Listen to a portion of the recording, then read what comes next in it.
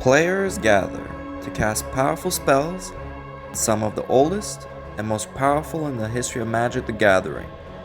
Daze, Wasteland, True Name Nemesis, and many others. Battling head-to-head in brutal combat, they have all one thing in common: to uphold their legacy and search for eternal glory. The Eternal Glory podcast is sponsored by Cardboard Live and TheEpicStorm.com. It's the squad back at it again. My name's Anurag Das, and I'm joined with Bryant Cook and Wilson Hunter for episode 16 of the Eternal Glory podcast. What's up, guys? I've missed you. It's been a while. It has been a while. I'll be honest with you. It's been like, I'm checking my watch right now, like a month almost. We did take a little break. I had some stuff going on, some work that needed to be done. And, you know, at the end of the day, we're like, we can't actually record this, and forcing a podcast episode is never the best idea. It is actually, in fact, a very bad idea because you're just out of your element. We know you guys wouldn't have enjoyed the episode. Wilson, how are you doing? I'm good. I just have to say that I sit on my computer every single night just hoping that you guys will call me up and want to record a podcast. So, to be honest, this is the best night that I've had in the past 3 weeks, and I really appreciate you all being here. Yeah. So I'm going to start off by saying something just blatant out there. We're doing something different this episode. So I'm actually live streaming this episode today, and I'm excited for this because this is where we get some of damn it, we missed out on this, but we get some of the chat participation to sort of, you know, it's a 4-person episode for the first time ever. It's me, Wilson, Bryant, and Twitch chat. That's awesome, right? So today I'm really excited. We're going to get, just the mind of some of our viewers in here. So we're going to try and make it that's our goal. We need to remember that there are people who are not in the chat right now, and we need to make it so that they're going to be able to also follow along and things like that. So Phil, I'm going to let you do the movie magic after to make all of this sound like seamless and stuff like that. That's at Force of Phil, by the way. He's the editor for the podcast. In case you were wondering where all the donations go. Wait, does he even know what we're doing tonight? Oh, God, no. I think we're just going to drop this on him and be like, what's up, Phil? This is how it's going down. And, but it'll be fun. It'll be fun. So, yeah, I guess, do we want to start with the quick hits? Yeah, we'll start with the quick hits. Donations.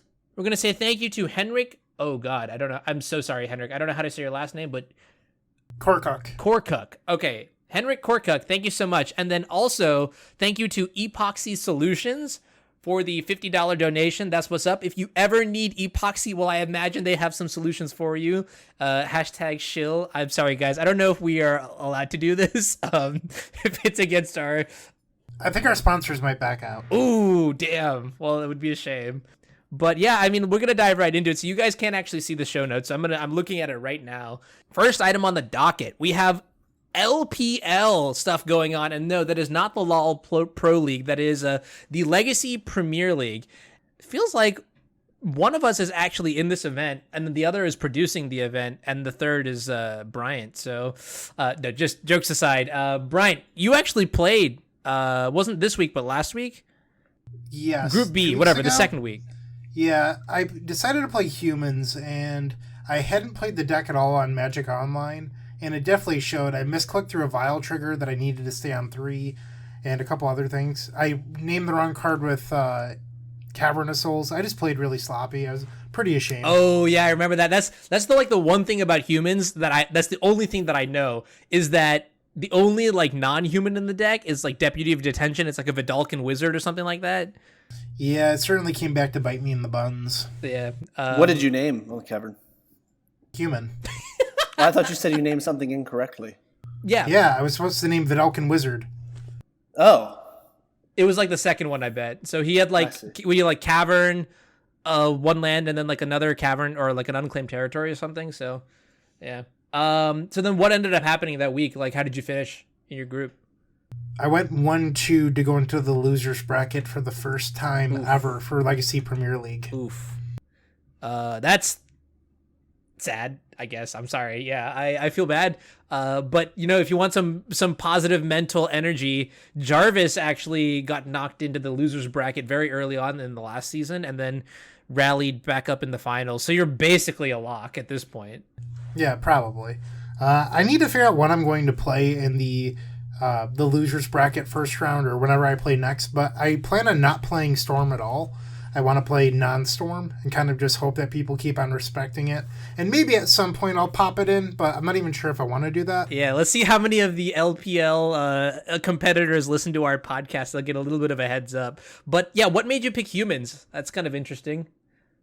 I was expecting Caleb and Vincent to both play Chalice decks, and I put Michael Bondi on playing Delver. Whoa, that is interesting. I was right on 2 of the 3. Okay.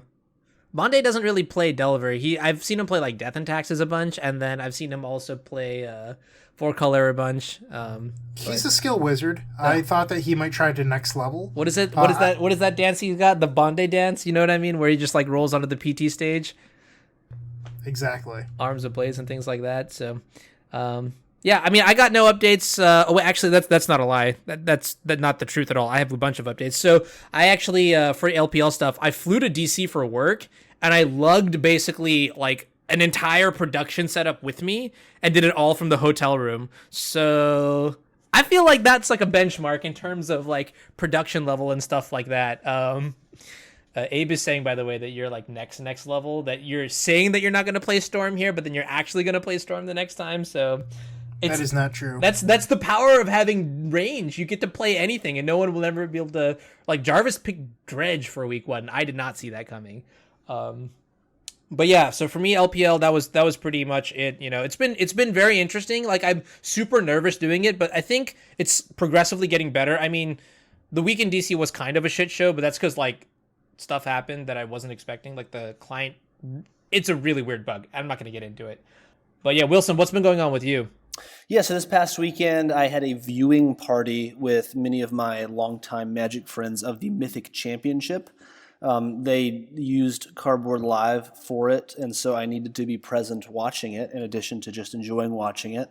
And so we got an Airbnb, we hung out, we watched the MC, and we also cubed all weekend while we were watching that. So that was pretty sweet. So we got 4 cube drafts done. 2 of them were team drafts, which was really fun. And it was cool just hanging out with a lot of friends that I've had for 12 or more years through Magic. And, even my good buddy Kai, who was a groomsman at my wedding a while back, flew up from Florida. He hasn't played in a long time. And so it was cool to bring him together with the Bravermans, as well as some other people. And we all met in North Carolina. So, yeah, very, very fun weekend. I just moved into this new office here, which is pretty cool. A couple pinball machines, just a fun place to be. We have some chats about my lack of hair. I wonder how many times we'll get that tonight here in the chat. I have a question for you, Wilson. Yeah. I have a more important question, and it's an ethical one. Whoa, ethical question, Wilson. How often do you shave your head? Chat is dying to know. I shaved it today. I would say maybe once every 5 days.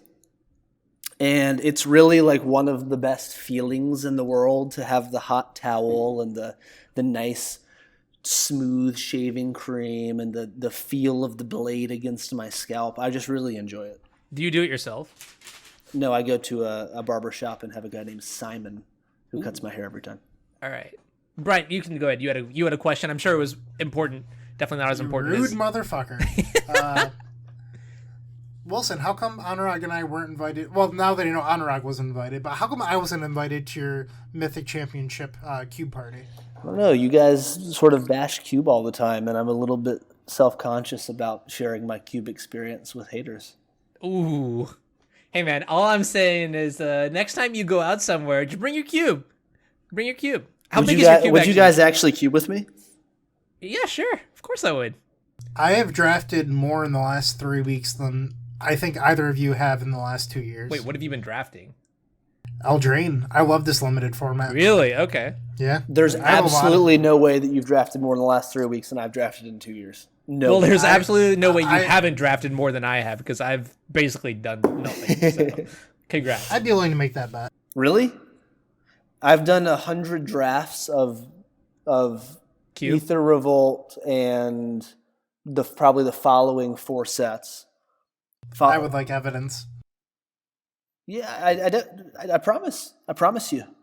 Oh, so we're gonna pinky swear? Yeah, I'll pinky that's swear. that's like basically like Law and Order, right? Okay, I get that. That's kind of cool. So I guess you're actually on call the whole time during the Mythic Invitational, the Mythic Yes. Championship. I'm sorry, no, is it the Invitational? I don't all these names, dude. It's a Mythic Championship. Yeah. Mythic Championship. Okay, yeah. So you were on call the whole time. Were there any like, did everything go smoothly? Or like, were there any like issues on your end? Like, what was the scariest moment? No, I think it went pretty well. It's mostly just like being present at this point, just to make sure everything's fine, and it went pretty well. So the paper Magic Mythic Championships used some image recognition that we've created. It was used in the last one, so I think that involves a little bit more nervousness on my end to be testing that and making sure that that's working correctly.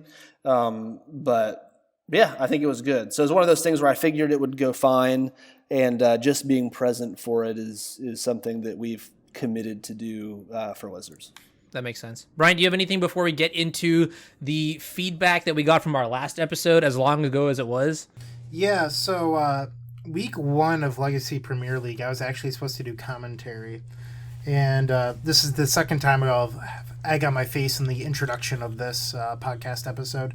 But my internet sort of shorted out, and I was booted while on stream. Yeah, it was really weird because this was you. Phil Gallagher flicker whisked me into exile, and I did not come back. So I looked into solutions for fixing my internet because I moved my upstairs office slightly, and now I'm slightly farther away from the router, and I was getting really poor connection. I was getting about 15 up and 20 down. So I bought a 100-foot Ethernet cord, plugged it into my router, ran upstairs. Kid you not, I was getting 125 up and like 120 down. And it's a pretty drastic difference. So what I've decided to do, and I actually completed the project, I'm towards the end of it now, is I am running the Ethernet up into my attic, down the central wall in my home, because there's no, I don't even know what to call them, but when you have open up a wall, there's usually panels that go sideways, and this part of the wall has none that go sideways. They're only vertical, so it runs down the entire center of the house, into the basement, up to my family room, and into the router, and then I just had to patch up 4 small holes. So I finished that, but I'm not super happy with how the patching came out. You could tell in a couple places where the spackle is, and I think I need to do a better job sanding. So my question for you guys is, and I doubt Anurag's ever done it, but I could be wrong.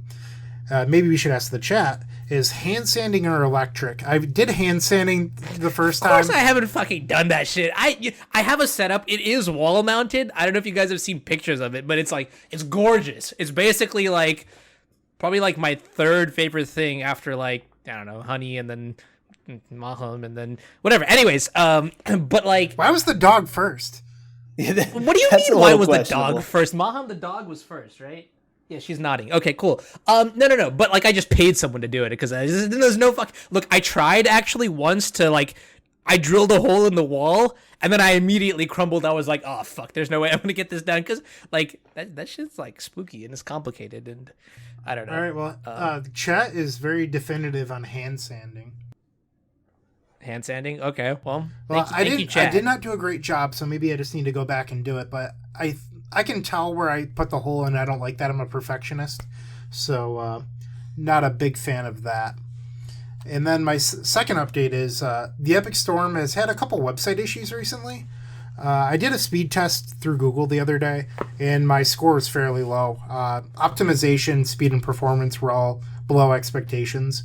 My site's 5 years old, and the framework itself, like the core of it, hasn't been updated in 5.5-ish years. So for 2020, I'm planning on recoding the site from scratch and with a new website design entirely. So that will be Is the name changing? It is still Thalia'sEpicStorm.com. Black Belcher, baby! And 2020 is actually the site's 5th anniversary in May. So that's pretty cool. Happy birthday or anniversary, I guess. Both, I guess. I don't know, whatever. Is it birthday or anniversary? I should ask. I want to respect the website. Maybe we can have a birthday party. Ooh, all right. And we're going to cube at the birthday party? I don't know. Maybe if Wilson invites us. Hey, let's get it. All right, cool. So we're going to go into the feedback here now from the last episode because I'm not gonna lie. There's a lot that I want to talk about today. I don't remember the last episode. You don't remember the last episode? Oh, fuck me neither. Was I even on the last episode? I think you. I don't think he was. Who was on the last episode then? Eddie. A handsome Southern Californian. Eduardo. Some handsome lad. We're gonna go over the feedback, and the first piece of feedback is by Reddit user Jacabo1983. As much as I like the concept of interviews, I think your pod is the best pod when it comes to analysis, and your pod is at its best when it does actually that.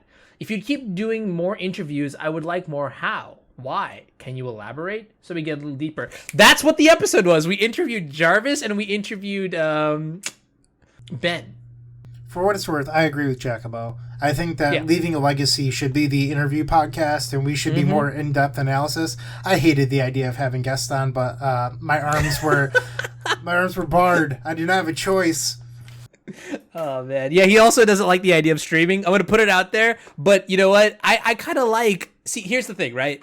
I do this for fun. You guys do it for fun. And I kind of like just, like, trying stuff out, you know? Like, even if the episode is a flop, so long as we're having a good time doing it and we're learning things along the way, he says as he strokes his hair out of his eyes, because I need to get a haircut, guys. I still think it's okay to do all that sort of stuff. So, I don't know.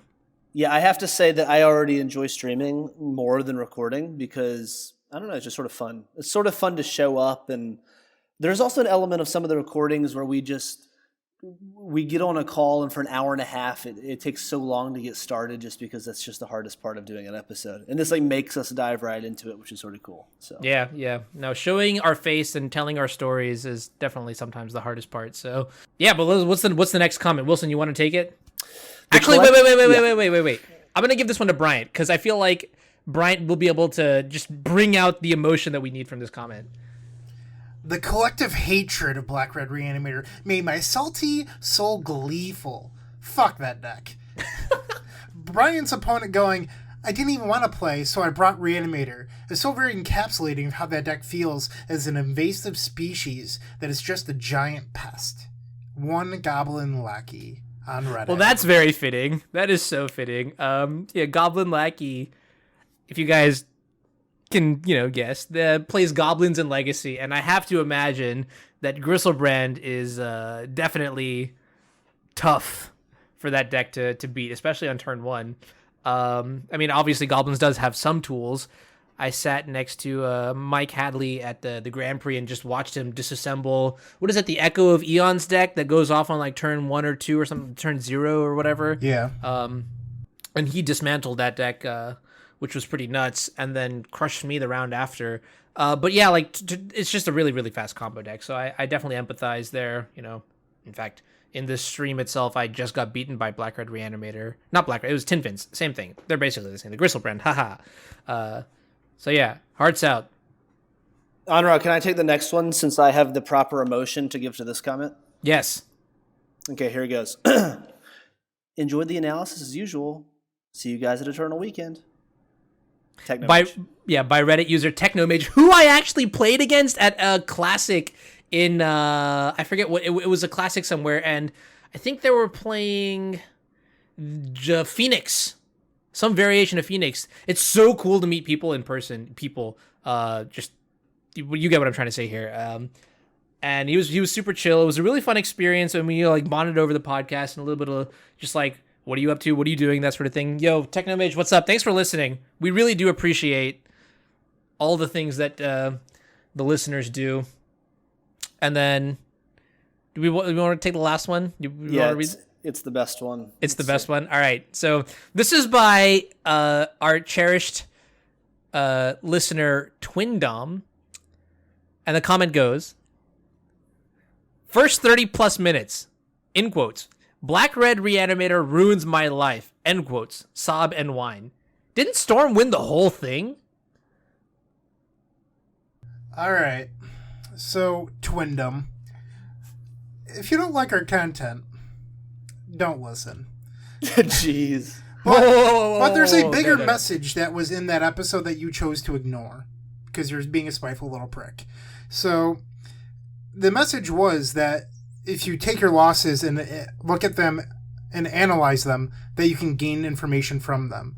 And I even mentioned in the podcast episode that I understood that eventually I hit a tipping point where I had to start respecting Black Red Reanimator, and I couldn't just look to dodge it forever. And then I played Torment Script the very next day. Round 1 got paired against Black Red Reanimator and won due to the Torment Script. And then actually I've top 8'd 3 events in a row since then with Torment Script in my deck. So you take your losses and you learn things and you improve upon yourself.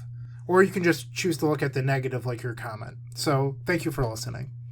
Hey Phil, you can choose what to do with this specific one. If you want to keep it in, just like power to you. This one I'm gonna give to Force of Phil. But cool. So we've got a couple things to do. So we have a couple sections that we've got. Mostly going over the SCG Philly stuff, but I kind of want to audible and I want to talk about an interesting question that one of the Twitch chat members brought up earlier. Bear with two guns. Yeah, it's Stefan.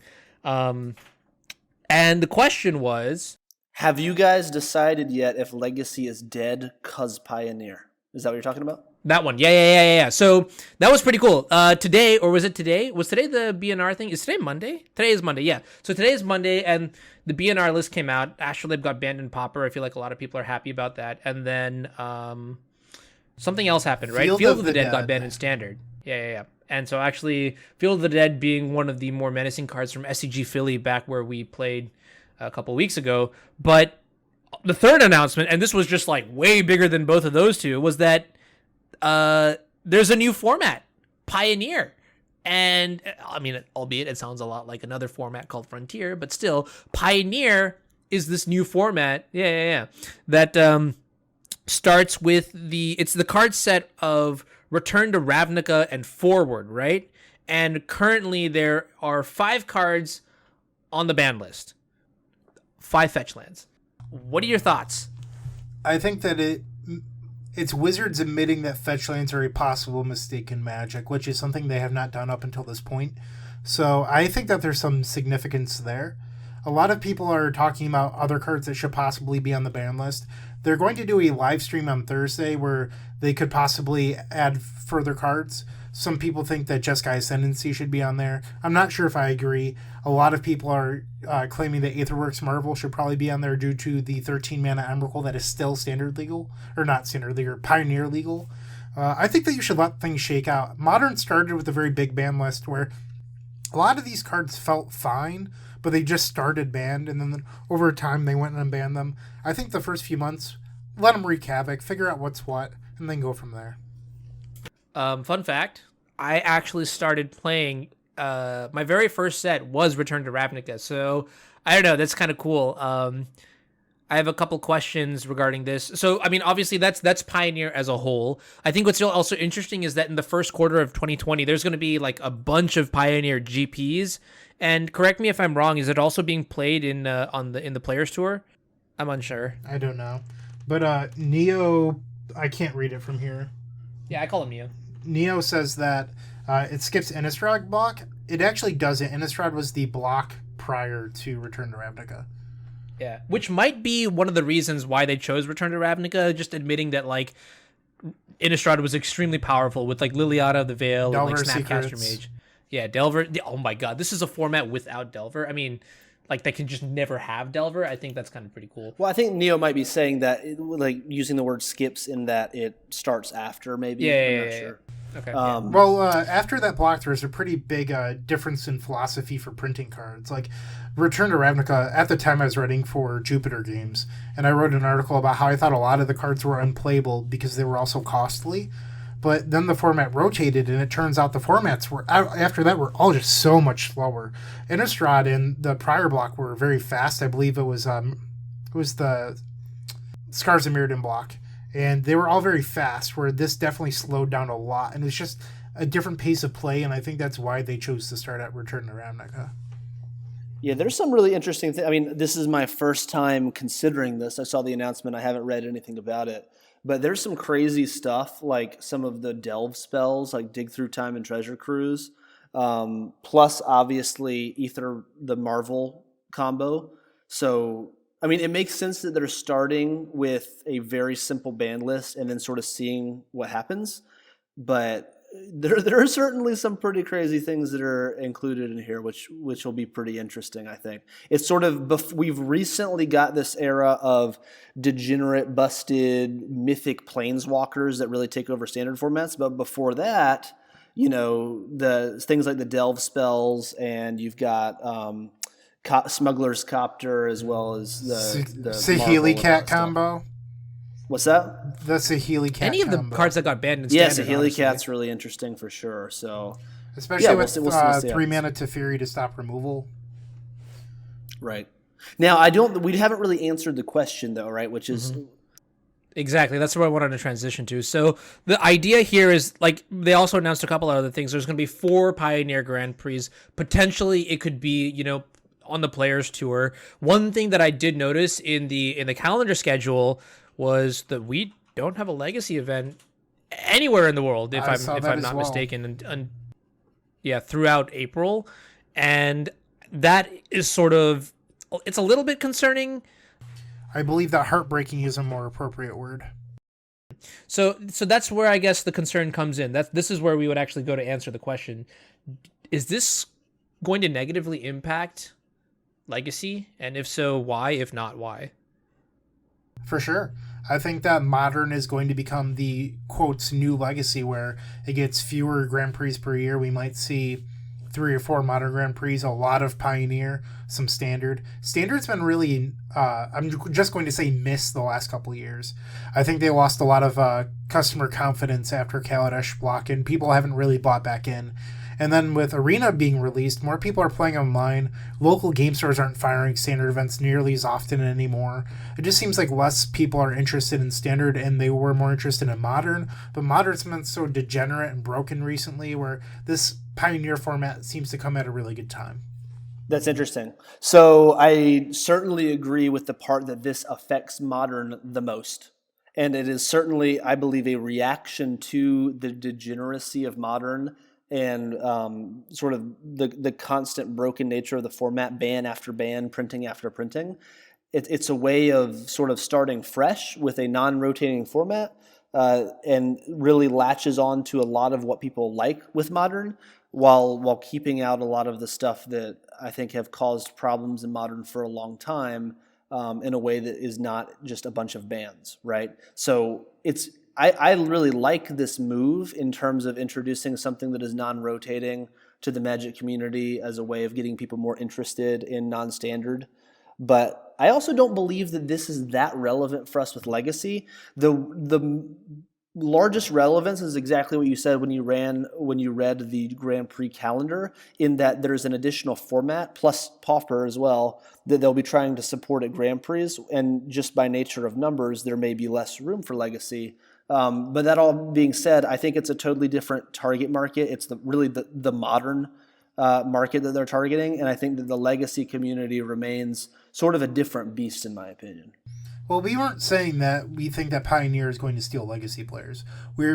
I believe Anurag and I were on the same page saying that we think that this is going to steal some of Legacy's potential slots for Grand Prix. Yeah, I mean, I think that's reasonable. To be fair, though, looks like there's going to be more Grand Prix, and as long as Magic continues to be a successful game, hopefully our Grand Prix count, and also tournaments that are not Grand Prix but that are large events, will hopefully continue increasing. So I recognize the desire. I mean, I recognize some of the sentiment there with no Legacy GPs being on the calendar. It's hard to argue that there wasn't like a legitimate negative effect, at least for Q1 here.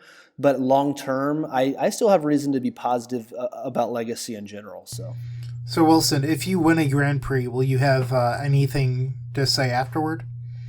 If I win it, that sounds like a leading question, and I'm not sure what you're leading me to. Do you see, like, Brian had like a really like sly smile just for a second there. He's just like, so it's I think it's both exciting that like Brian smiled and that Wilson like immediately just like no bullshit sniffed it out. You know what I mean? Yeah, I don't know. My thought is, so it's obviously you have to make cuts somewhere in the GP schedule, unless you're planning on expanding it. And even if you do expand it, like how much expansion? I want to say even like the threat of losing GP slots that are already so precious kind of makes me a little bit, but I also do think Wilson is absolutely correct where its primary competitor is not going to be Legacy, but Modern, right? Now, I guess my big concern here is which of these formats is going to get hurt more. You guys remember Extended, right? I've never played a game of Extended in my life before. That format just got completely axed, right? It did. Yeah. I played a lot of Extended. So axing formats is like not something outside of WotC's range. And I have to wonder, Extended got axed, not Legacy, when Modern became a new thing, right? So my question here is like, they've shown before that they want to keep Legacy around, right? Because Legacy is it's such a unique format, right? It's just Legacy. Like, there's things you can do in only Legacy that you can't do anywhere else. And that makes me wonder, like, maybe the next time, they're like, hey, we've got to maybe, slim down a little bit. Maybe they're not going to look towards Legacy, but instead look towards, like, Modern. I don't know, because, that's if I'm being optimistic and if I'm also being a little bit honest here, I just feel like Legacy does have a little bit of a barrier where they can never get rid of it completely. I mean, they can like strip away from it until, there's not much left, but I don't know. Yeah. There is a major difference. So, by the way, this is my little humble brag here. I played in the first Modern Pro Tour, which is really interesting, and it was announced pretty soon before the Pro Tour actually happened. But what was a major difference at that time is that Extended was still a rotating format, and it was a significant foray of a non-rotating format into the forefront of competitive play. And this is a little bit different in that it is similarly to the previous format that it is closer to another non-rotating format being introduced that is simply an attempt to solve some of the problems of that format. So I don't really know what the conclusion of that is, other than it's a little bit of a different situation than when Modern spawned from Extended. Yeah. Actually, I saw a really good point too, which was provided by Nathan Golaya. I'm sorry, I don't know how to say the last name, but Golia. the point Golia. Okay, yeah. So his point, he had a really good point, which was, what's the platform? Like, okay, you got Pioneer, right? And this is going to be a Grand Prix format, right? So people need to test for this format, right? How are they going to do that? Online. Arena doesn't have the capacity for this currently. So Magic Online is going to be where people will go to play Pioneer. That means that they literally cannot get rid of Magic Online until they develop something else for maybe an Arena or I don't know, whatever. Which means that Legacy also just gets the free pass to stick around and just, do its thing. So I don't know. I feel like that's a really good point in terms of Legacy's preservation. Did you happen to see the GoBots tweet earlier today that said that about a week ago someone started buying up RTR Forward online and they couldn't figure out why, and they spent like 10,000 tickets and they were trying to buy tickets as well. So it seems like some people had insider knowledge and definitely took advantage. Yeah, that's my pinching my nose in my mind and just stinky. But You're pinching your nose in your mind? In my mind, because I was originally going to pinch my nose like right now, but then I realized like if you pinch your nose, like sometimes it hurts a little bit, right? Or just like it's like sore and then like it expands back and then you're fine. But then I was like, I really don't want to pinch my nose and experience that, so sorry, rambling. But is it your mind's nose, or is it your nose but a sort of representation of your nose in your mind? I would be absolutely terrified if my nose actually had like a conscience of its own. That would be... Oh, your nose is mind. So why don't we talk about, instead of pinching noses and nose minds, why don't we talk about SCG Philly was a couple weeks ago, and Anurag and I both attended. Thanks, Anurag. Dad. Why don't you tell us about how your weekend went? Okay, I gotta look through my show notes real quick. All right, so long story short, I wasn't really that successful in terms of Magic. Let's see. So, but I will say that the weekend overall was A+. Like, I had a lot of fun. So I'm going through my show notes right now and just like seeing. I wasn't planning on going to this event. It's all the way across for me, basically the planet. It's a really expensive flight. And honestly, I could have gone to, the price to get to Philly is also the price to get to Italy for the Grand Prix. So I was just like, there's no way I'm not gonna take the Grand Prix here. But I found out a week before that I could go. And that was thanks to work. Basically, I was flying into DC to work the next week. So I was like, all right, let me just push it forward a couple of days. And then bam, now I need to find a team. Because, I mean, by this point, like everyone I know is already like who's planning on going already has a team. Turns out I got a little bit lucky. Eric Virgo, who has basically spent the last, I don't know, how do I introduce Eric? Eric is basically like one of the legacy specialists, right? He's a master of Rug Delver, having played Stifle. The Mountain Man. Mountain Man, okay. Ninth on Breakers on Twitter. And Eric has basically about half a year ago, he unplugged himself from the world and decided, hey, I want to do this amazing event. And he walked up the West Coast of the USA. And that's like 2,600 miles or something. And so, flash forward to where I am. I'm like, hey, I need a team. He messages me and we're just like, all right, let's get it.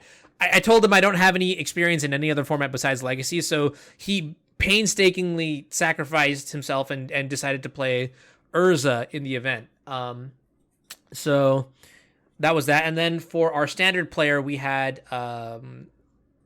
Luke Rubin, the younger brother of Alex Rubin, who joined us and was going to pilot Golos, which was like the new hot stuff at the time. I guess it was like a week into standard. So now it's obviously a menace, and now it's obviously been solved. But that's what we were on, and so yeah, that was the experience.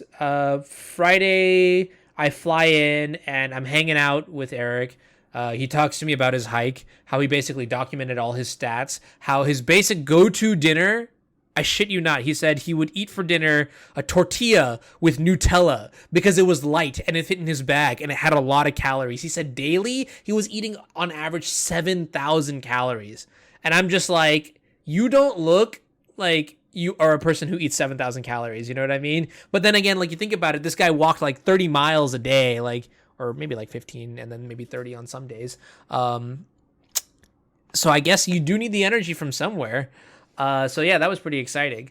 As far as the actual event goes, in terms of like the Magic that I played, it wasn't really, I mean, it was sort of more of the same. I ended up going 5-2. I played against Ad Nauseam Tendrils twice, so Storm twice, Blue Red Delver, Rug Delver, Jeskai Mentor twice, and I think I played against Dragon Stompy as well, Mono Red or whatever. I lost to Storm once, and I think I lost to, well, I didn't actually lose. Hold up, no, I did lose. I think I lost to the Rug Delver deck because I didn't hit my 4th land for Supreme Verdict or something like that. Yeah, but yeah, I don't know. It was just like a regular tournament. But the team died at the end of round 7, so we died a little bit early. But I swear to God, I think I found one of the top 10 matches of Magic that I've ever watched, and it was actually a standard game. It was the Golos Mirror. And I think the reason it was interesting was because it was like just good fundamentals of Magic, where we identified a game plan about 20 minutes into the game, and the game was so long that we finished 101, but because we identified the game plan like halfway through the round, we were able to execute and win, which involved decking ourselves and then Jace, Wielder of Mysteries, winning. So that was pretty cool. What is Scrabble? Why is Scrabble on your show notes? Yes, that's a good point. So rewind back to Friday. It's me staying at Eric's place, and then he invited a friend whose name is Ben. And Ben, I don't think I've been more impressed by someone in my life. Ben actually just finished, I think it's the World Scrabble competition, and he placed 4th, I think, in Nationals last year. And Scrabble is crazy. The whole weekend, we were hanging out with Ben, right? He would just like look at words and be like, all right, this is an anagram for that. All right, this is a thing for that. He looked at my name and was like, did you know you could rearrange the letters in Honorog and spell the word guarana? And he was like, and it's worth like 25 points. And I was just like, what? So this is one of those like stereotypes where you would think a Scrabble champion might do that, but then you're like, no, I bet they're actually just totally normal, and they probably don't do that. But Your experience is that actually the Scrabble champion was also a real world word genius. Yeah. Just like practical. Like, I mean, he was also preparing. So like this was 3 weeks ago. And then the week after that, he flew to India. So like he was sort of just like at the standard event for like shits and giggles. And then he was like sort of like mentally preparing for the Scrabble championship in the background. Fun fact, when I pitched Cardboard Live to potential investors, I had a slide for alternative applications of interesting hobbies that we could use streaming tech for, and one of those was Scrabble streaming. Hey, I want to just give a shout out to my boy Yo Soy Easy, aka Eddie Zamora, in the Twitch chat saying hi to us. We say hi back to you, Eddie. Just wanted to know you are loved. And also shout out to Dukes on Twitch with the Maverick website. What is it? The greensunzenith.com? I don't understand why we have to give him a shout out every episode. I just like his content, man. Why you gotta be a hater? Hi, Dougal. Yeah. Anyways, tired of the turn to Thalias, I think. No, but it's so cool. Just like seeing people from other sorts of games, and like, first of all, I'm not even gonna lie. I didn't even know that there was a world championship for Scrabble. I should have just assumed that there was. But seeing like someone who is like in the top, like the most competitive bracket, like just how their brain worked, even for a glimpse, was just awesome. There was one more thing I wanted to say. Shoot. Oh, it was so fascinating too. Oh, streaming Scrabble. That was also something that was interesting that Ben and I talked about, which was it's kind of funny. So Scrabble is also part of Hasbro, and the software that they have is a little bit dated. So we talked a little bit about how we could make it more viewer friendly, how to just make it like spicier and just like something that is like much more watchable. I don't know. So that was an interesting discussion as well. But yeah, Brian, how was your SCG Philly? I'm glad we finally arrived here. My event was fine. I took a chance playing with a couple local kids that are fairly young. They both had some success in Star City Game Opens prior. Our modern player had 3 open top 8s with Burn, and the standard player just grinds Arena and I think has 1 top 8. And unfortunately, we dropped after round 7. My personal record was 7-1, which is pretty good. I lost to Miracles the second time I faced it. Mystic Sanctuary was actually just incredibly good and ended up winning my opponent the round. But I've been there. My teammates felt bad because they didn't pull their weight, and it happens. I played a team event with Marshall Arthurs and Brian Coval. Brian had just been coming off of his Vintage World Championship, and Marshall, if you don't know him, is just a master at every format. He's a veteran of the game and just very good. Marshall had spent hours and hours and hours that week grinding Arena, playing the Bug Hydra deck, and went 7-0. And Brian and I think we both went like 1-5 and we dropped. And the round that we won, all 3 of us won, so we went like 1-5 or maybe 2-4 if we're lucky. But it was just miserable. And we apologized to Marshall, and he said he couldn't have asked for a better team. We just didn't perform that weekend. So I think I was probably due for one of those. But I don't blame the guys that I teamed with in Philly at all. Like, bad weekends happen to the best of us. I scrubbed out of Atlanta and the Star City Open the week prior. You can't always run hot. Actually, real Brian, quick. Go on, sir. Oh, yeah, real quick. That's kind of interesting you say that. I feel like one really, really important component of team events is like how you stack your losses together. So, for example, you're telling me in this, like you guys all won like that one round together. Jarvis's team made top 8 of SCG Philly. I want you to guess what Jarvis's record was and what Dave's record was at the end of day 1. We were they're like 1 loss. Our terrible team beat them, and it was because Jarvis punted. Yeah, so Jarvis's team finished 7-2 on the day, and Jarvis was like 3-5 or something, like 3-5-1, and then like Dave was like 4-4 or something, and basically Rob, the third player on the team, Rob Long, carried them on his back, and just like completely destroyed everyone. Point being, though, they had such abominable records, but they happened to like stack it up nicely so that they never had like 2 losses in 1 round, and they just like finished perfectly. So it's pretty nuts. Yeah, for sure. So I have teamed with both of you on different occasions. That is true. We top 16 a Magic Fest I guess back then it was a Grand Prix in Toronto. Okay, but you may have top 16 the event, but Wilson and I got beers afterwards with Lee Marino. Wait, was Lee on your team as well? Lee Marino, yes. Our team Yeah, is that's great. I feel a little bit betrayed, but also, dude, Lee is so cool. Anyways. So Sunday, I played the Legacy Classic and got to hang out with my best bud Anurag. It was a good time. I didn't realize this until I got home, and this is definitely a brag, but I 2-0'd every opponent I played up until my loss in the top 4. Cha-ching. Yep. And my list has been running really well. I added a second basic to it, and when we made the show notes originally, like 3.5 weeks ago, I was 8-1 against Delver since adding in a second basic. I want to say now I'm like 13-3. Like the second basic has made such an improvement on the deck against the Delver deck. Just being able to sit with like an Island, a Swamp, and then a Mox Opal or a Chrome Mox and just be completely wasteland proof has been a pretty big deal. Nice. Cool. Do you guys have any events coming up soon? I will be attending the Leaving a Legacy Open 5. Is that what this one is? Or is it 4? It's this weekend, right? I think it's 5. Yeah. I'm taking a day trip up. A friend is driving. I'm going to sleep in the car. I did the whole fly in, fly out in the same day thing last time, but then I top forward the event and kind of played very quickly and poorly because I was afraid of missing my flight. And I remember literally that, yeah. I ran out of the building because I was convinced I was going to miss it. And then I got to the airport. They were in the middle of boarding when I got there, and then the flight got delayed an hour and a half.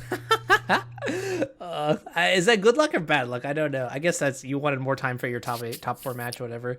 But then, yeah, I guess Eternal Weekend is also the week after, which is going to be pretty exciting. Are you going to are either of you going to that event? Yes. I know Bryant is not going because you have a wedding, right, Bryant? That is correct. I will be in lovely Charleston, South Carolina. Oh, nice. You should go to Hall's Chop House. It's got pretty good reviews. But I am planning on going. Okay.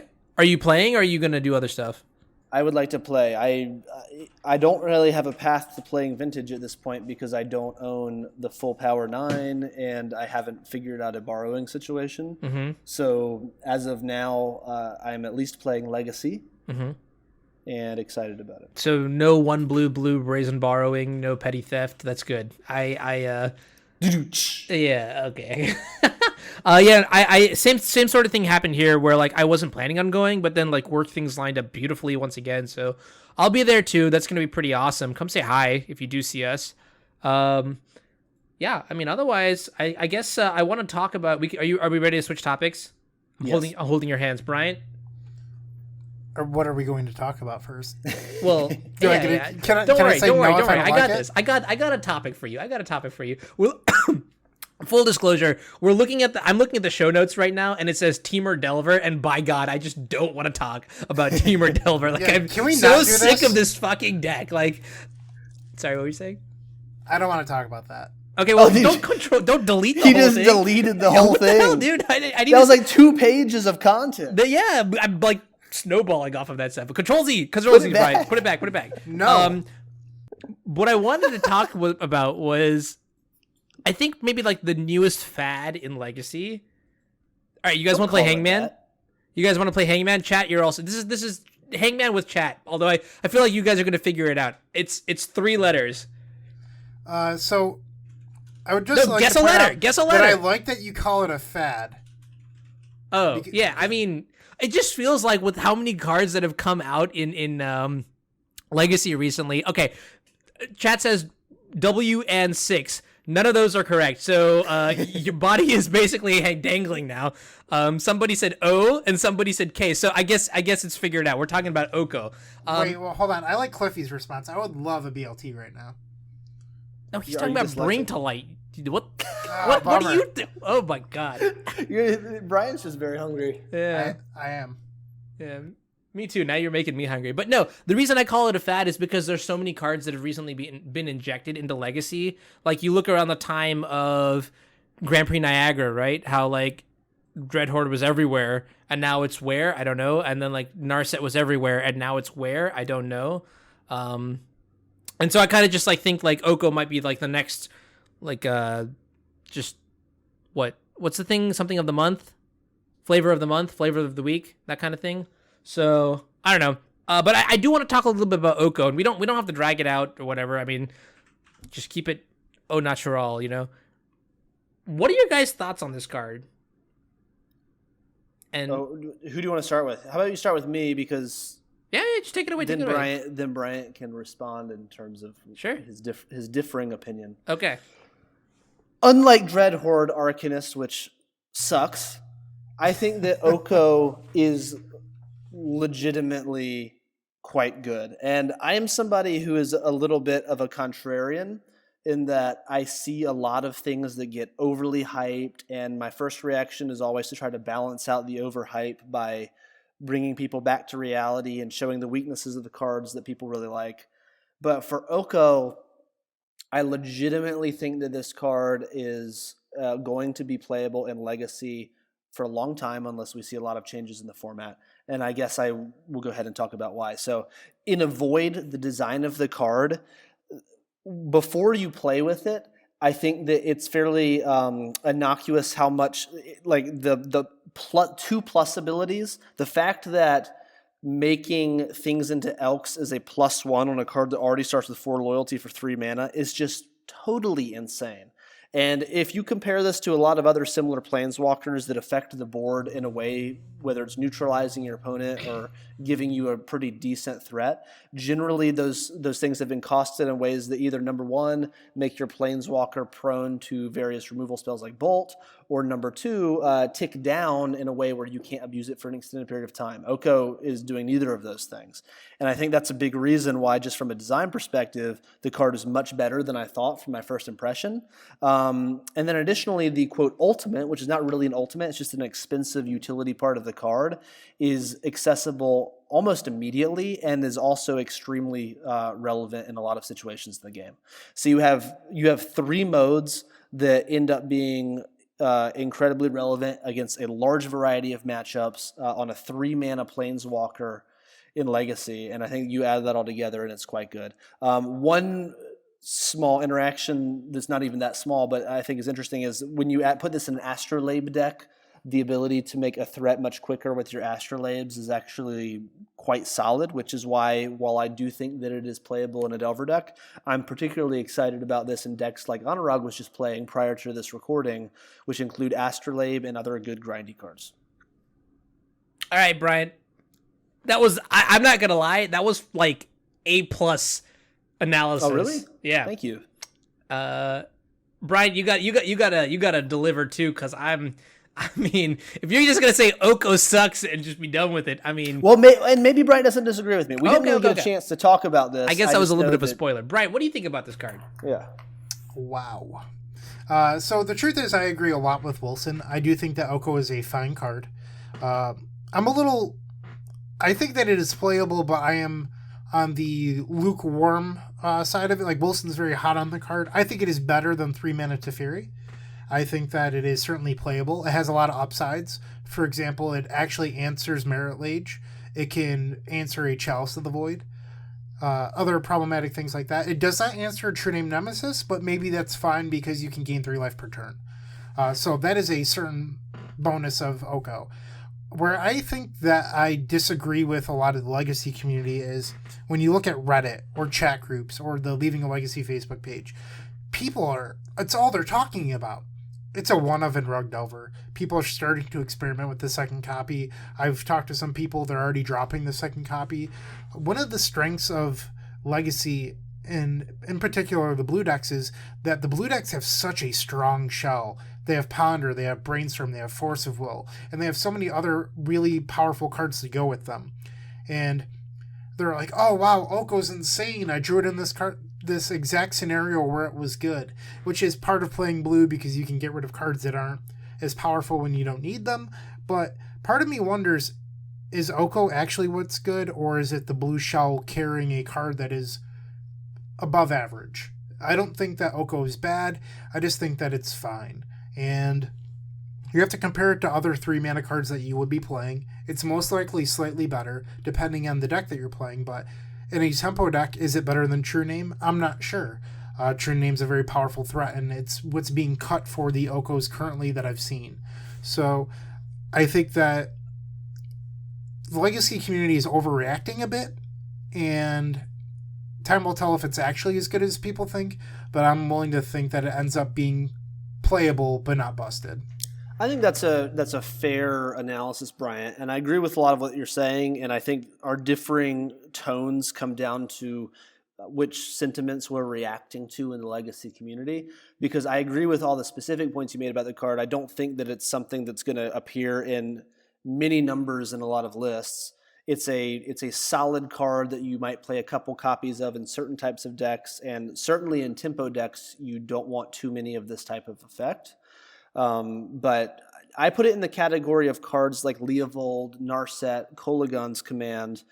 All those cards I just listed do very different things than Oko, but they also fill a similar slot in that they're solid Legacy cards that decks that have mid-rangey or controlling elements in them, which, by the way, current tempo decks absolutely can have these elements to them. Those decks really absolutely want a card like Oko. And I do think that it does more than any one of those individual cards, which is what makes it really exciting. But like you said, I don't think there's really any deck in the format that ever wants more than 3. And I know Anurag was experimenting with 3 in his stream right before this, but I'm looking at a lot of potential 4-color lists where I definitely want to play 2 Okos, and I get really excited about that. It hasn't been talked about a lot, or at least I haven't seen it, but Oko dies to Pyroblast, which is traditionally a weakness of blue planeswalkers. And I know that's silly to say because Pyroblast and Red Elemental Blast kill blue permanents, but I don't see people talking about it nearly as much as you would Narset or Jace the Mind Sculptor. And I know that Red Elemental Blast isn't super exciting against Rogue Delver, because outside of Delver Secrets, you're really only hitting cantrips in the fair matchups because they often board out some of their counter magic, but it's Lightning Bolt won't kill it, but Pyroblast will. I guess that's what I'm trying to say. Yeah, I think that's a really good. I think people should definitely be considering that for sure, and particularly in the mid-rangey decks. I think that Pyroblast is better against it than it is against Narset, but maybe worse against Jace. It's a huge blowout to have your 4-drop countered by a Pyroblast. But I say that Narset is better against Pyroblast in that the one-time effect that you get from a Narset is generally better, being able to impulse for an impactful spell if they're going to Pyroblast a card that is already in play. Of course, it's the same thing if it gets countered on the stack. Whereas Oko really starts to shine after you get 2+ turns of Oko being in play. But this is another reason why I really like it in the Astrolabe decks, because a single activation on an Astrolabe makes a reactive, non-stack based Pyroblast much, much worse against Oko if you can navigate the game in a way to be in that situation. What does our homeboy Anurag Das think? All right. I was waiting for this moment. Oh, man. I think this card is absolutely incredible. Sorry, Phil, but I think this card is just nuts. Like, it's like fucking broken, and it's going to define Legacy more than any of the other Planeswalkers we've seen, like, moving forward. And I know I sound like I'm, like, on cloud 9 right now thinking about this card, but, like, okay, is it fair to say that I've probably played this card more than both of you? No. All right, it's probably fair for me to say that I played this card more than both of you combined. In Legacy. When I looked at Oko first, I looked at the card and I was like, all right, what the fuck is a food token? I don't think I really care about that. That doesn't make too much of a difference, right? And then I looked at the +1 and I was like, okay, you can make one of their creatures an elk, but then you still have a 3/3 that you have to trade a card with. And then I looked at the ultimate and I was like, this doesn't really do anything. And I'm thinking in the context of a control mage, right? So I looked at all 3 of these effects and they looked extremely lackluster, and I just sort of wrote the card off. Then Lawrence plays the card once or twice and he's just like, yo, Oko has been the shit. You should really try it out. And I'm like, all right, fine. I'll give it a go. In play, the card is just so much crazier than you just ever imagine by looking at it, on paper. And Wilson, I think you really did capture a lot of the reasons why. I think from a control perspective that it ticks up to 6 loyalty the first turn you get it down is absurd. It's too much. It should be 5, right? It comes in with 4. It comes with 4, then you make a food token, and it goes up to 6. Food is +2. Oh, my bad. Sorry, I was thinking the +1 elk. My bad. Right. So maybe if that was like a +5, like you could argue that that's, whatever. But like at 6 loyalty, I think it's pretty silly. I Legacy is not a very creature-focused format, in the blue mirrors, at least. We got, like, Baleful Strakes, maybe, like, Delver has, like, one creature out. You have, like, Tarmogoyfs here and there, but, you know, it's not like, and obviously there are some exceptions. Yes, like, humans will go wide, elves will go wide, but I don't know. It just feels like Oko coming down to 6 means that it's not going to die. They have to have, like, Bolt plus creature or multiple creatures. And, like, that itself isn't, like, even guaranteed to do it because you'll be min-maxing the games the entire time. So it's not like having a big board state is going to be that helpful anyways. But, yeah, it's resilient. That's the first thing, right? I actually also realize here that life gain in Legacy is kind of a precious commodity. There are a number of times where I'll be like, wow, I won this game at 1 life, and it was so satisfying. And Oko is the kind of card that makes it so that, like, you never really have to... I mean, if you resolve an Oko, you always have that sort of, like, backdoor, I can just gain 3 life if I really need to kind of thing. I think in our last episode when we interviewed, the Burn player, I kind of just realized, like, Burn is reasonably well positioned in the format, and having a threat in your deck that is actually good against Burn is kind of a nice thing too. Life Gain just, it's a precious commodity, and I think it's very undervalued, and I love having cards that, you know, will passively gain life or have the ability to gain life. And I think that's another, I'm just sort of like rambling here, so just, you know, bear with me. Well, okay, yeah, go on. Yeah. So, go ahead and Legacy interrupt. Premier League this week, Edgar Magalhaes, I don't know how to say his last name, faced Eric Landon, who was playing Burn. And you know what Oko did, Anurag? Okay. Nothing. All right. It is not good enough to save your matchup. If for some reason you manage to hit the best 5 cards in your deck into Oko, you're still behind. It could possibly pull you out, but I don't think it's possibly going to win you the match. Counterpoint, and I say this because Edgar is a brilliant player, but I don't think there was a single card that would have won him that match. Like, he literally, Eric went turn 1 Goblin Guide, turn 2 Goblin Guide, Monastery Swift Spear, and it was over. Like, you know what I mean? Like, and he was on the draw too because the matchup is horrendous. And that I'm just saying you shouldn't say that Oko is a savior for a matchup when it's not enough. Okay, yeah. So I may have dialed up to like 10.1 there. You know, that's fair. Well, and that's a fair point, and not really counterpoint, but just to give Anurag something here is that it does help you. I mean, it is only a good thing to add to the matchup, but yes, you've got to be doing something different than most 4-color control decks do if you want to beat Burn at all, whether or not you have Oko in your deck. Now, I will say, Anurag, to add some additional reasoning to why you are really liking life gain, I would say specifically it is because if you get into parity situations in which you have some food lying around, you're going to have more time to draw. You're basically going to be able to see more cards before you die to something like a True Name Nemesis or a single threat, which is specifically why the life gain is good, right? So you're basically saying that, but I'm saying specifically it's because you will get to see more cards because of that life gain. And it's not just arbitrary that, you know, makes you feel good for a little while. Like, you actually have more outs because of it. So that's pretty interesting. Nuances, for example, just like clarifying, like, have you been over 20 life before against a Marilage deck? It completely changes the dynamic of the game when they can't, like, one-shot you, for example, right? That's a good point. Yeah. I've cast an Ad Nauseam from 27 once. Did you win? No. You were playing Ant then, I assume. Hi-yo! So I will say the best way of level 1 of getting good of being good at Legacy is playing Legacy. But I would say after you become good at Legacy, you can learn a lot about cards by playing other formats. And in playing Oko in Cube a lot this past weekend actually taught me a lot about the card. And I know this is sort of sounding like a Wilson broken record rant, but, you know, we get to play 720 singletons. It includes insane things like Mana Drain, Librarian of Alexandria, and there's a lot of interactivity both on the stack but also playing with a lot of creatures, a lot of enchantments, all these different things. And I first picked Oko actually in a draft, which is sort of a pretty speculative multicolor pick, but I really wanted to try it out. And it ended up just being like playing in such a diverse format where you're playing against a variety of strategies from aggro to control to combo with all of these different cards.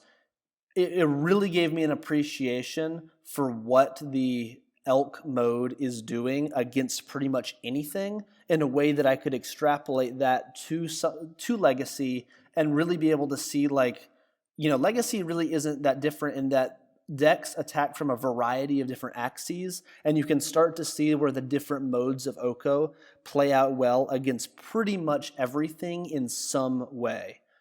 From making threats to neutralizing permanents that are difficult to deal with, to both neutralizing creatures and giving yourself creatures that have parity and basically kill off each other, to gaining life.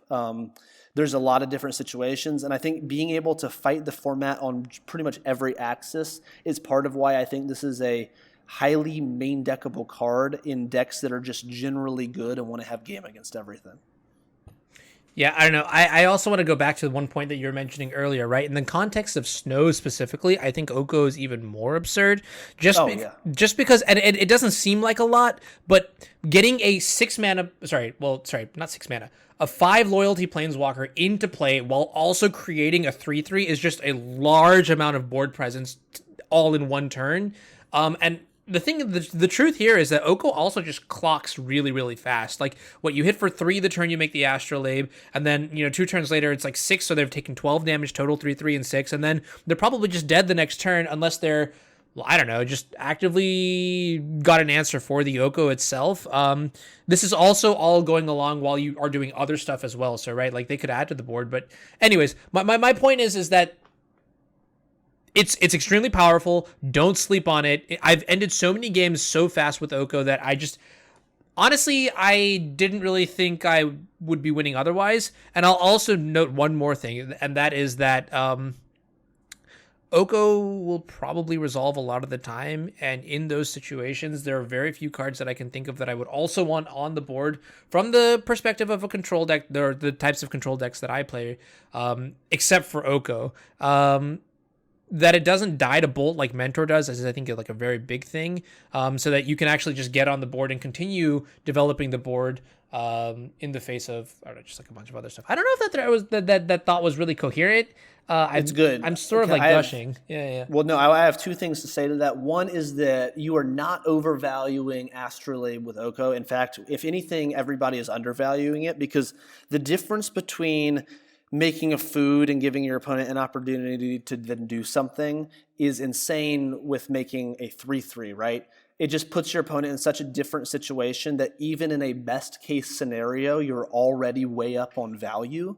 That I think that by itself is such a huge interaction and a big draw to playing it in a deck with Astrolabe. And to be honest, up until Oko, I've never been that excited about playing Astrolabe in a deck because of the downsides of random draw. And this is really the type of thing that draws me into wanting to play it, is something that abuses that card. And so I'm definitely really excited about that.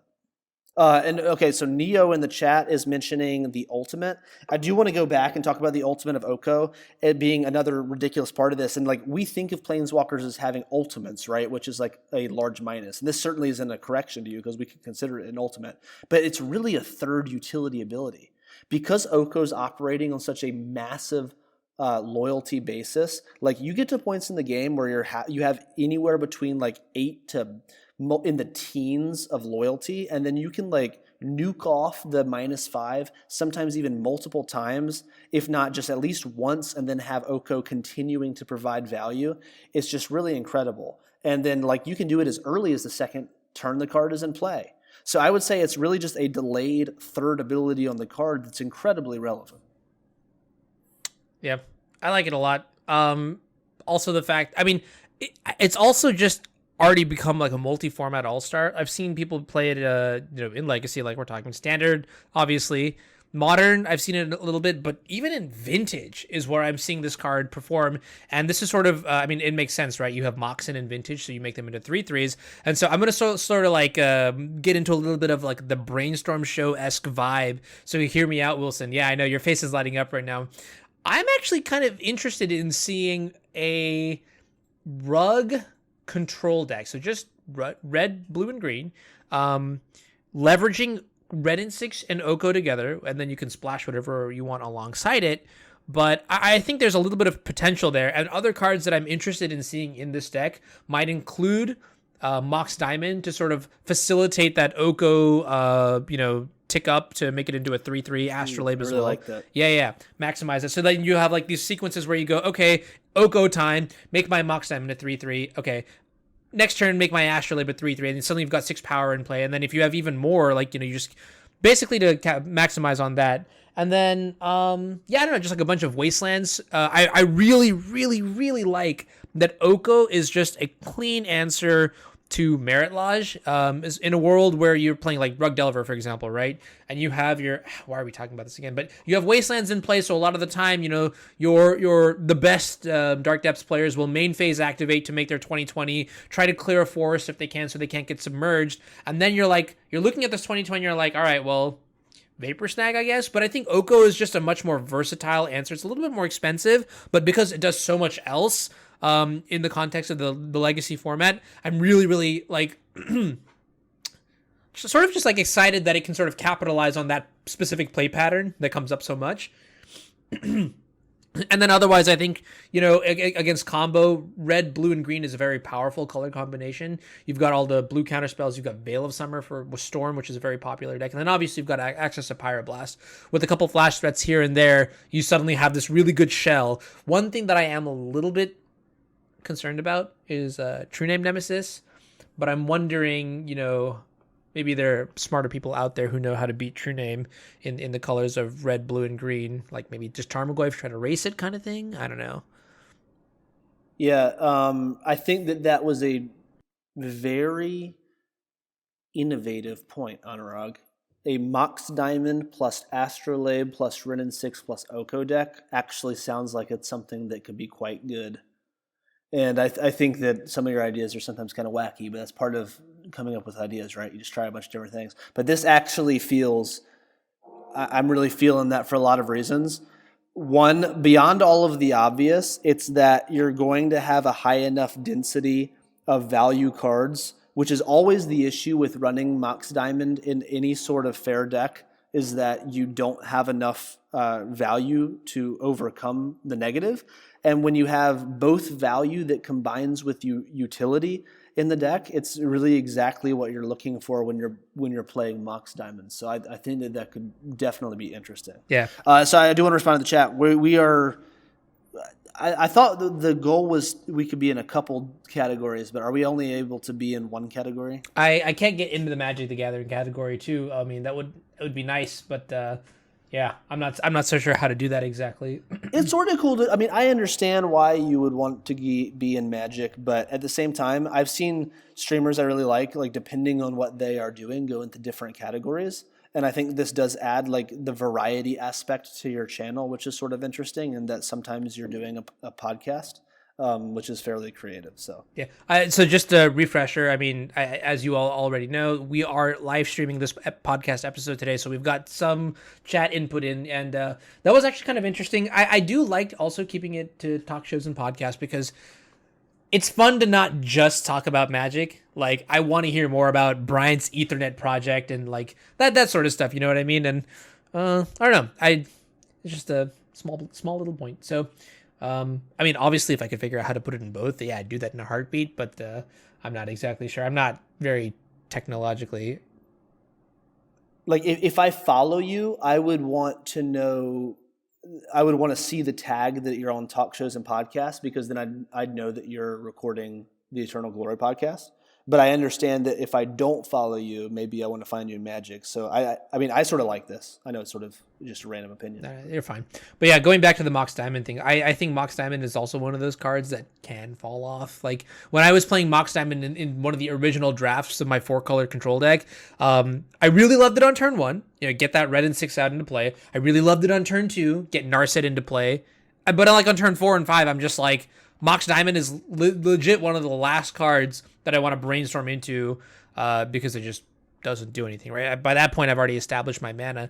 And so it's kind of cool to be able to, take a card like that, which does have a low floor, depending on the stage of the game, and converting that into actual utility, relevant utility. Also, one thing that I'll say is in these control decks, I've also noticed, I I do know that in the earlier drafts of this 4-color white deck, which I like calling it Snow White. Let me know what you guys think about a good name for this. I'm a Disney fan, yeah. But the original draft, Edgar Pile, was based on Renin 6 and Narset, right? One issue that I had with that deck was that you just didn't really have a good Delver matchup because your Haymakers didn't really interact with the board.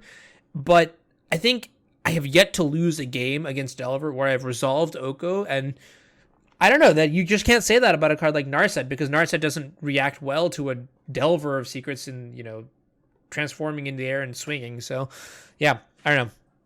Okay, I feel like we've rambled on enough about this card. Me especially, I kind of just gushed like a gusher. Good snack. Hey, can you add Nissa Steward of Elements to some sort of Rug Planeswalker deck that you test for Legacy on Rug? I looked at that card before. It's okay. You can. Oh, I know I didn't like the card. It's because I couldn't bring it back with Seven's Reclamation. It would have 0 loyalty and then it would die. Seems like a very, very good reason to not like a card. But but yeah. I think that card also doesn't get enough love. Maybe in the sideboard or something. Yeah. So I know I said I didn't want to talk about it, but this is a pretty good point of discussion, and I know we sort of raised our eyes, so maybe we'll just keep this as a time section. But did you notice that Rug Delver has transitioned from, or has slowly transitioned from just playing the Jund styled no bad cards Rug deck to what Daryl Ayers he's called it he wants to, I don't know, maybe the all bad cards, some bad cards. I don't know if there's a name for it, but basically he's got Stifle in his deck. I think Rug Delver playing Stifle again is super cool. I think the no bad cards name is kind of silly, to be honest. Over time, people realized that Dreadhorde Arcanist wasn't exactly what they wanted, and we talked about that here on the Eternal Glory podcast. .com. And now they're down to just the hexing, or the Hex Drinker, which we talked about, and we said that we really liked, and it would find a home. That's the last card of the, quote, no bad cards rug. It's just a silly title because decks change all the time and the playability of cards change, and Stifle seems to be in right now. I know that Javier Dominguez played on Legacy Premier League this past week, and Legacy is a format that ebbs and flows, and I don't think that you should brand a deck based on a couple different cards. I do think that Stifle tends to be more powerful than people give it credit for. People like playing these bigger Jund-style tempo decks sometimes. I like keeping my tempo decks low to the ground. I actually really like the Stifle versions of Rug. I have a soft spot in my heart for them. They're what I played a long time ago. And I don't know. I do like seeing Stifle come back. It makes games slightly more interesting. Do I fetch in my main phase? Do I play around Stifle? That sort of thing. I know that when I played against Jarvis in the format playoff, I knew I didn't have to worry about it. So it's something that can sometimes be taken away from you if you're playing the most popular list. Hey, ethical question, Wilson. Yep. I like these. Do you think Stifle is good? And you're going to say no, and I'm going to say, why are you wrong? And then we're going to get into a conversation. So do you think Stifle is good? Why is that an ethical question? What? What do you mean? I don't know. It seems like It's fairly... a very ethical question. It's deeply rooted into the core... of ethics? Yes! Okay. I like a lot of what Bryant said, and I also think Neo in the chat is pointing out a good comment about metagame consideration. What I like about what Bryant said is when people don't expect it. I mean, that's a very... I know that's sort of low-hanging fruit, but it's true when you see a bunch of Stifle Delver decks not exist for a while and suddenly do very well in a tournament. Just from playing, you know that people start to get lazy on playing around the card because they are used to lines where they don't have to care about it at all. And that's when it is absolutely insane. And a single Resolve Stifle can steal a lot of games because Legacy is, decks operate on such thin margins with their lands, and Delver's especially punishing when you make one mistake with your mana, right? So I understand the uses for it. I see where it's good in a certain metagame. When I am playing Legacy, I generally think that I am advantaged over players who play Stifle versus players who don't play Stifle. And while a Stifle can still put me in situations that can get me, generally it is replacing much more impactful cards that I can't play around as easily, or use some sort of skill to navigate. So that's generally my opinion. I also do like what Bryant said about Delver decks playing as low to the ground as possible and as tempo-y impossible. And traditionally, I've had that view as well. So yeah, that is certainly another plus for playing a Stifle Delver deck. One element, though, about Stifle that I think it's gotten much worse than it used to be a few years ago because of the various axes of Legacy are also a little bit different. There are more matchups than existed like 5 years ago where Stifle really does almost nothing. And when I'm playing a generically solid blue deck, I don't like to devote slots to my main deck that don't really do much at all against a decent portion of the metagame. I'd opt to go with something, a more conservative choice in the main, and then have slots in the sideboard that are better against certain decks. So that's probably the largest thing keeping me away from it personally, is sort of the dead nature of the card against a portion of the meta. So I do agree with you about the metagame share of having more decks that Stifle is dead against. That said, those decks tend to be prison decks because it's not good against Eldrazi or Moonstompy or whatever you would like to call these decks. But back then, those decks were fringe decks and now they're more playable. I don't know if whatever you're slotting in the Stifle slot actually improves your matchup much more than Stifle would. I know it's not a sexy slot, but that's why 2 out of 3 games are in the board or post board. Sure. Well, maybe we can talk about that because I'm not totally informed on what is being replaced, but I would assume it was something like Spell Pierce, Spell Snare, maybe an additional removal spell. Would those be cards that it's replacing? Actually, this is going to be interesting to you, but Daryl's list actually slimmed on a copy of Red and 6. Had I think it had fewer threats. Right. True Name Nemesis was another card that I think Daryl cut just entirely in favor of Hooting Mandrills. But I think the overall threat density went down a little bit, and it definitely played much more like a classic, play one of these threats out, protect it, with my life, and then use Stifle and Wasteland to sort of just cheese the shit out of my opponents. I want to just extrapolate on this sort of point, though, that Daryl cutting Red and 6, I think, was a brilliant move for that event. Not cutting. So he went from 3 to 2, and in fact, he put the third in the sideboard. So when I say cutting, I don't actually mean he's chopping it, but he's sort of identifying something that I also came to the conclusion of, which was Ren and 6, as busted as the card is, I feel like it's just not as powerful as it was on week 1, day 1, hour 0. People have adapted to it, and it's almost I've noticed the change, at least personally, having played a lot of these Ren and 6 control decks, and one thing that I've noticed about Ren and 6 is how the downtick ability of Ren and 6 has become a lot less powerful. I do think it's still good against things like let's say Narset, Teferi, it's good in Planeswalkers in general, I guess, because you downtick on an enemy. Ren and 6 is also pretty good if you can combine it with a Lightning Bolt. But specifically against creatures, I feel like the power of Ren and 6 has just gone down a little bit. And let me give you the best example, right? Death and Taxes. When Ren and 6 came out, people were like, oh no, Death and Taxes is just dead. And I've played against Death and Taxes a couple times recently, and I actually think for my control deck, it's not even that good of a matchup. I don't even think I can say it is a good matchup. And when you look at how the deck has sort of transitioned, it really has foregone Mother of Runes. That's the big thing. Stoneforge Mystic is scary. Sarah Avenger, is that the one? Sees a lot of play now. Charming Prince is another non-X1 body. There's just so many adjustments that have been made to the deck. Even Phyrexian Revoker is technically good against Ren and 6 because you just name Phyrexian Revoker with the Ren and 6 and then go to town with the rest of your creatures. But just the point that I'm trying to get at is that the format has somewhat adapted to the card, and sort of just I get that it's still a strong card, but pretending that it's as powerful as it once was, I just don't think. I think it's really smart that you have the third for the matchups where you really want it, but you don't want to go all in on the card like you were before. And yeah.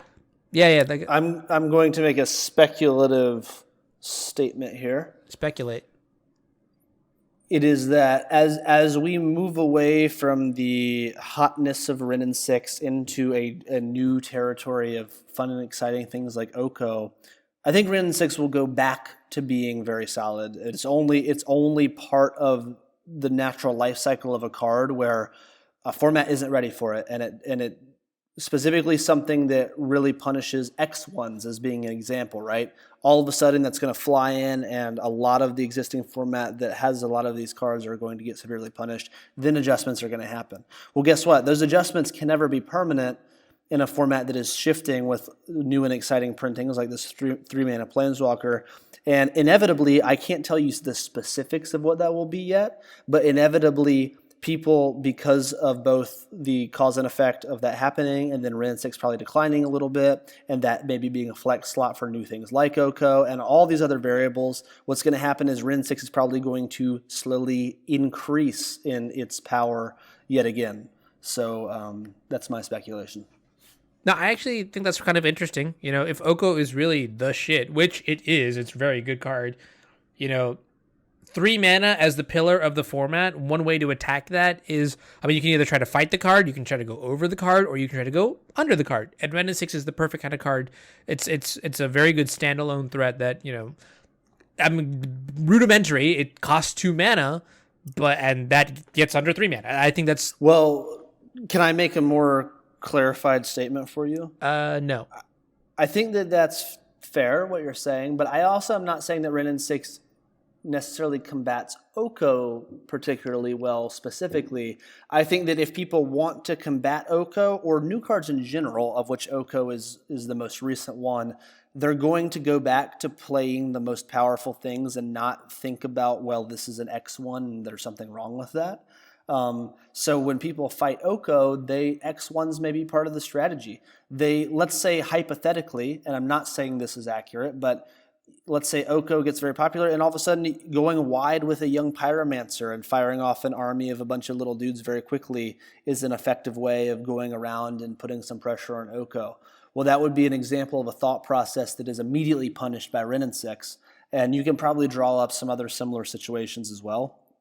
So that's really more of my point. I'd say it's more of a macro level point than directly attacking the card Oko, and more of that just in general with a huge card pool format in which we are also getting a lot of new cards. You can't always be combating Ren 6 as the number one threat as the format is constantly evolving. Does that make sense? Sure. I don't know, this whole like rotation sort of thing, I like to call it the dredge effect, if that makes sense. I don't know if this isn't exactly what you're talking about, but I guess maybe it pertains more to the stifle thing. But the dredge effect is like, all right, dredge wins a tournament, then everybody has a sideboard for it. Years go by, everybody cuts their sideboard cards for dredge because it hasn't performed, and then dredge wins another tournament, rinse and repeat.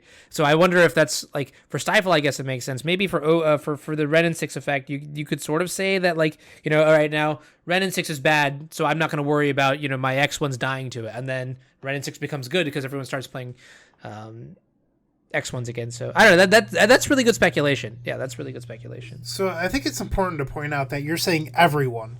When you go to legacy events, the people playing the trendiest things are usually the people deep in day 2.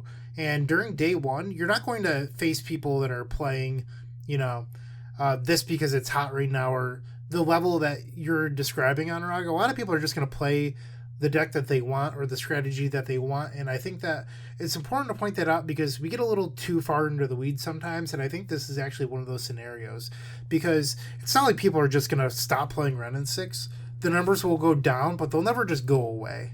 Mm-hmm. Yeah, that's fair. That just means legacy is a wide format.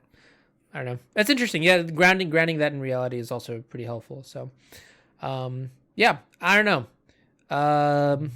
So we still have to do our intro giveaway. Oh, shit. Yeah, good job remembering, Anurag. Not gonna lie, these are the sort of things I rely on you for, Dad, so... You're grounded. Uh-oh. So how do we do this? All right, chat. In the chat, you're going to type in giveaway. Just spam it, and Anurag will select it. No. The word is intro. Type intro. Intro. Yeah. If you type intro... Oh, weird. Fuck!